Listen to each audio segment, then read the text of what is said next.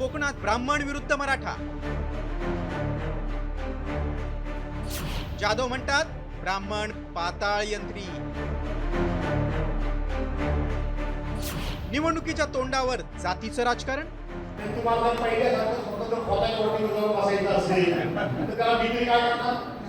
मी काय करणार? मी काहीच करू शकत नाही. काहीच करू शकत नाही. बिझनेस सोडून द्यायला वैद्यकीय ओळखीवर या, दोडोली केल्यानंतर निमकरांच्या ओळखीवर या. ठाकरे सेनेचे आमदार भास्कर जाधव यांनी खोदकी संदर्भात केलेल्या याच भाषणानंतर ब्राह्मण समाज आक्रमक झाला आणि मराठा विरुद्ध ब्राह्मण समाज अशा वादाला सुरुवात झाली. भास्कर जाधव स्वतःच्या राजकीय स्वार्थासाठी गुहागर तालुक्यातील ऐक्याला बाधा आणत असल्याचा आरोप ब्राह्मण समाजानं केलाय. तर दुसरीकडे भास्कर जाधवांनी मुंबईतील बैठकीत ब्राह्मण समाजाला डिवचलं आणि वाद टोकाला गेला. मराठ्यांनी जर मनावर घेतलं तर गावामध्ये नक्कीच मराठ्यांना मानणारा वर्ग आहे. ब्राह्मणांपेक्षा मराठ्यांना म्हणतात काय? हो मराठ्यानो,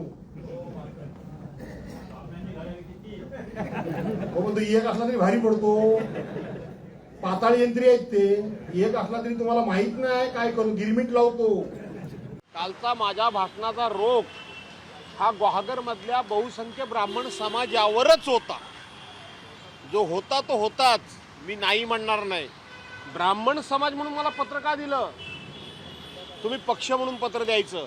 बहुसंख्य तुम्ही ब्राह्मण समाजाचे लोक हे भारतीय जनता पार्टीचे बहुसंख्य मी म्हणतोय म्हणून तुम्ही त्यांनी समाज म्हणून तुम्हाला पुढे केलं आणि तुम्ही माझ्या निषेधाचं पत्र लिहिता काही कारण नसताना. मग मी तुम्हाला सोडेन? मग माफी कसली मागायची? भास्कर जाधव जिल्ह्यात जातीचं राजकारण करत असल्याचा आरोप भाजपचे माजी आमदार विनय नातूंनी केला. ही वक्तव्य आणि बाकीचं ही राजकीय सभा होती. या राजकीय सभेमध्ये खोत, ब्राह्मण या सर्व विषयांचा वापर करून स्वतःची राजकीय पोळी भाजण्याचं काम करण्याचं काम सुरू आहे. भास्कर जाधव आणि ब्राह्मण समाज यांच्यात संघर्षाची ठिणगी कधी आणि कशी पडली ते पाहूया. खोदकी संदर्भात भास्कर जाधवांचं विधान. ब्राह्मण सहाय्यक संघाचा पक्षीय राजकारणाचा पत्रातून आरोप.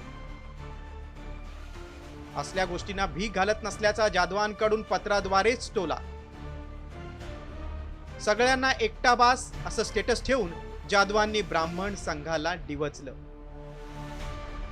ब्राह्मण समाज जाधवांविरोधात आक्रमक झाला.